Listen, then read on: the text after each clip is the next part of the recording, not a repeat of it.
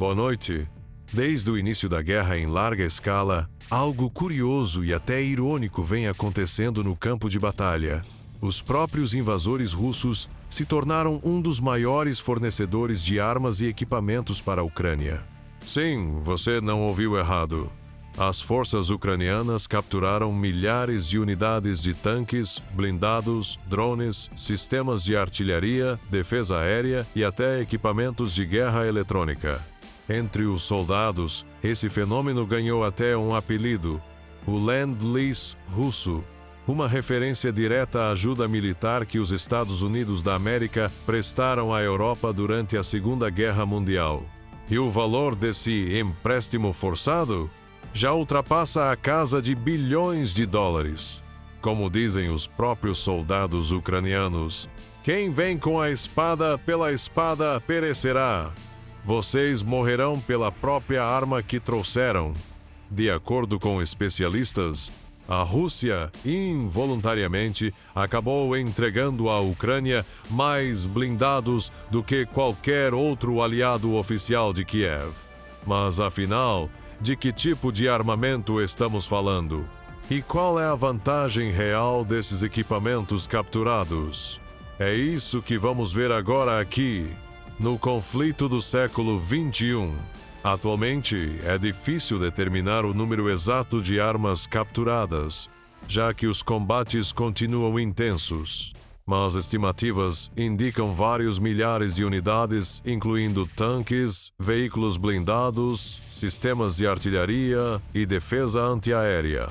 Segundo dados publicados pela imprensa ocidental, as forças ucranianas já teriam capturado cerca de 600 tanques russos, além de aproximadamente 500 veículos blindados como MT-LB, BMP-2 e BMP-80-2. E não para por aí. Foi apreendida também uma grande quantidade de artilharia autopropulsada, incluindo canhões de 152 mm do modelo 219 MSTAS. De acordo com o coronel Sergei Artamoshenko, vice-comandante das forças logísticas ucranianas, 95% dos equipamentos capturados estão em perfeitas condições de uso e apenas 5% precisam de reparos. O ritmo desse Lend-Lease russo varia conforme o avanço das forças ucranianas. Os maiores volumes de troféus ocorrem durante ofensivas e contraofensivas bem-sucedidas. Em 2022, por exemplo, as operações nas regiões de Kiev, Chernihiv e Kharkiv foram especialmente produtivas. Durante a ofensiva em Kharkiv, as tropas russas fugiram em pânico e deixaram para trás centenas de tanques e veículos blindados nos campos ucranianos. Há casos até curiosos. Em uma dessas retiradas, os russos tentaram esconder um obus autopropulsado 2S, um 9M2, também conhecido como MSTAS. Mas esconder algo dos soldados ucranianos? Impossível. Como dizem por lá, troféu nunca é demais. E há uma vantagem importante. Os militares ucranianos conhecem bem o armamento soviético e russo às vezes, até melhor do que as armas enviadas pelo Ocidente. Isso torna a adaptação muito mais rápida e eficiente no campo de batalha. Além disso, a vantagem dos equipamentos capturados vai além. Eles usam munição já conhecida pelas forças ucranianas. No caso da artilharia, os modelos soviéticos e russos suportam uma cadência de tiro muito maior, algo que vários equivalentes ocidentais simplesmente não foram projetados para aguentar. Com a escalada do uso de drones e FPV no front, as forças de defesa da Ucrânia passaram a apreender também um número crescente de drones inimigos e sistemas russos de guerra eletrônica. Esses troféus variam do portátil ao sofisticado, desde pequenos sistemas anti-drone até complexas estações destinadas a bloquear comunicações e sinais de navegação em grandes áreas. No caso dos equipamentos de guerra eletrônica, Radio Electronic Warfare, a estratégia ucraniana é clara: estudar o material capturado para mapear capacidades, descobrir vulnerabilidades, quando possível, virar essas mesmas fraquezas contra o inimigo. As forças ucranianas chegaram a capturar em condições operacionais estações de radar do tipo Kupol, um caso singular. As características tático-técnicas desses sistemas foram analisadas em profundidade, permitindo identificar como detectar e neutralizar alvos aerodinâmicos e aerobalísticos das forças de defesa da Ucrânia. Essas conclusões passaram a orientar tanto o planejamento de ataques contra unidades russas dentro do território ucraniano, quanto operações dirigidas à própria Federação Russa. O estudo dos sistemas RI capturados também ajudou a melhorar os próprios drones ucranianos. A análise permitiu aumentar a resistência dos UAVs de ataque frente às contramedidas russas.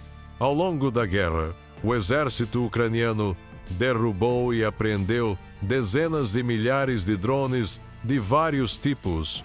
Entre esses troféus, há exemplares de alto valor técnico como os russos Orlandez e Lyron 3. Esses aparelhos são caros e, quando capturados em estado operacional, elevam significativamente a inteligência institucional das forças ucranianas. Além de empregar drones capturados no front, engenheiros ucranianos frequentemente os clonam e adaptam. Um exemplo, o drone kamikaze Blyskavka, apresentado pela empresa Brave 1 no começo de 2025. Ele nasceu a partir do estudo do troféu russo chamado Molnia. A intenção foi criar um UAV barato, inspirado no modelo russo, porém atualizado para requisitos modernos de uso. No início, a Blyskavka era praticamente uma cópia da Molnia.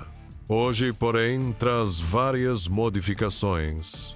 Conectores melhorados, reforços estruturais, sistema de comunicações alterado e o tempo de montagem de cada unidade caiu a 1/3 do que era no projeto russo. O visual pode lembrar a Molnia, mas o desempenho é várias vezes superior. Hoje, troféus não servem apenas para serem colocados na linha de frente. Mais importante, eles permitem estudar o equipamento adversário, aprimorar táticas e desenvolver contramedidas. Outra missão-chave ao analisar armamentos russos é identificar tecnologias promissoras que possam orientar projetos futuros dentro da própria Ucrânia. Foi assim que os ucranianos replicaram e aprimoraram a ideia de empregar massivamente FPV drones em operações de ataque. Ainda que os russos tenham sofrido perdas enormes de material, subestimar o inimigo seria um erro. A Rússia mantém vastos estoques de munições, tanques e artilharia, um acúmulo resultado de décadas de armazenamento e preparo. E não esqueça, os invasores também capturam troféus, analisam e aprendem. Em determinado momento, foram justamente as forças de defesa da Ucrânia que demonstraram ao mundo a eficácia dos FPV drones de ataque e os russos acabaram adotando versões próprias desses sistemas. Hoje, o emprego de drones kamikaze se expandiu amplamente entre as forças adversárias. No front, a realidade é clara. Os drones ucranianos, muitos deles improvisados e adaptados com cargas cumulativas e outros tipos de explosivos, estão causando danos sérios à blindagem russa em várias frentes de batalha. Ontem falamos sobre isso e hoje o tema continua atual. Por mais que a Ucrânia avance, o inimigo ainda possui mais desses brinquedinhos mortais. E é com essa reflexão que encerramos esta parte. Escreva nos comentários que tipo de armamento você gostaria de conhecer em detalhes. Deixe o seu like e inscreva-se no canal Conflito do Século XXI. O link está na descrição. Agora, um aviso importante. Os russos precisam se preparar para um inverno frio e sombrio. Se ameaçam deixar Kiev no escuro, que entendam bem, o apagão pode chegar também a Moscou. O Kremlin não dá sinais de que vai interromper os ataques à infraestrutura ucraniana. E isso significa apenas uma coisa: as cidades russas também sentirão o impacto dos blackouts. Imagine a cena. O ônibus para. O ônibus tenta seguir, mas está tudo escuro. Nenhuma luz nas ruas. Pela primeira vez desde o início da guerra, a Ucrânia entra no inverno com poderosas armas de longo alcance, capazes de atingir bem mais longe do que antes. E no Kremlin, eles sabem, qualquer ataque terá uma resposta. Se houver novas tentativas de atingir o centro do poder russo, como o próprio Kremlin, a reação ucraniana será imediata. Mas, como disse o presidente russo, melhor nem falar sobre isso. E todos ali entenderam o recado. Mas surge a grande questão: com que tipo de armamento a Ucrânia pode atingir Moscou e São Petersburgo? Quais alvos dentro da Rússia estão agora na mira das forças ucranianas? E será que a defesa antiaérea russa está pronta para enfrentar ataques massivos com mísseis e enxames de drones? Tudo isso agora no arsenal.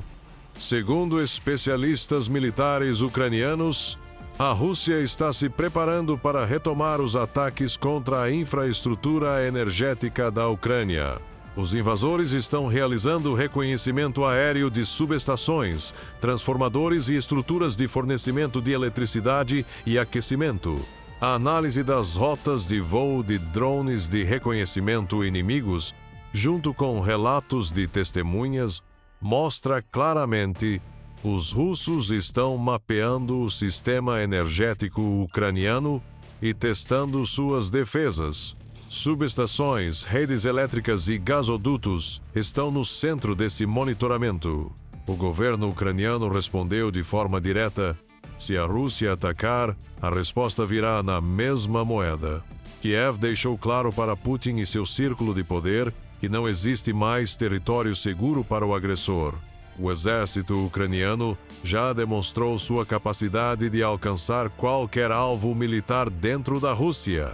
E essa mensagem ficou ainda mais evidente depois do último ataque russo, quando a chamada Federação Terrorista, na região de Bryansk, por exemplo, o míssil de cruzeiro ucraniano Neptune Long destruiu completamente a fábrica russa Elektrodetal, responsável por produzir componentes eletrônicos para o exército de Putin.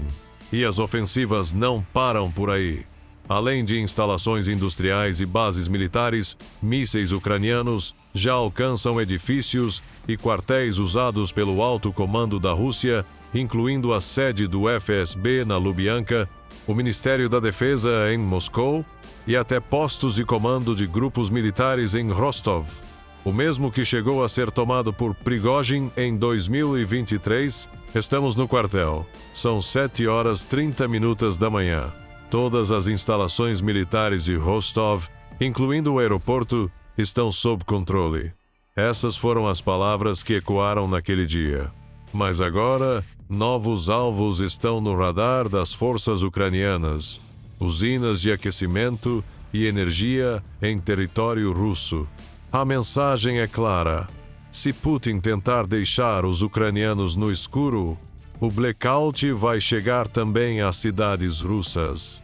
E isso, num país de clima extremo como a Rússia, pode transformar o próximo inverno no mais severo e simbólico de todos: frio no corpo e frio na política. Entre os possíveis alvos estão termoelétricas e centros de energia que sustentam o cotidiano de grandes cidades russas.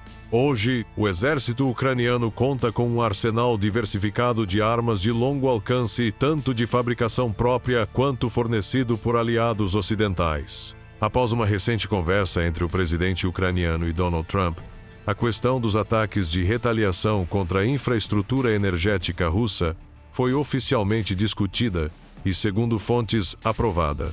Isso significa que regiões como Rostov, Kursk, Belgorod e Bryansk já estão dentro do alcance dos sistemas de ataque ucranianos, entre eles os mísseis ocidentais Storm Shadow e Scalp, além de uma versão modernizada do antigo sistema soviético S-200. Para ataques a áreas de fronteira, a Ucrânia pode usar mísseis fornecidos pelo Ocidente e drones de fabricação nacional. Mas para atingir Moscou e outras cidades distantes, entra em cena um novo protagonista: o drone Flamingo, com um alcance de até 3.000 quilômetros e uma ogiva de 1 tonelada. Sim, você ouviu certo. 1.000 quilos de explosivos. Esse poder de destruição coloca o Kremlin, as residências oficiais e até os bunkers do ditador russo sob mira direta. Para efeito de comparação, a maioria das ogivas de mísseis modernos pesa cerca de 450 a 500 quilos. Ou seja, o Flamingo carrega o dobro da carga destrutiva. Um único impacto seria suficiente para desativar completamente uma instalação industrial por pelo menos um ano, deixando uma cratera de cerca de 20 metros de diâmetro. Agora, imagine vários desses ataques simultâneos. Com tantos alvos em potencial e uma área territorial imensa, a defesa antiaérea russa simplesmente não teria como reagir a tudo. Os ataques bem-sucedidos, realizados por drones ucranianos, mesmo sem o uso de mísseis balísticos, já provaram o que muito conflito do século XXI, o link está na descrição.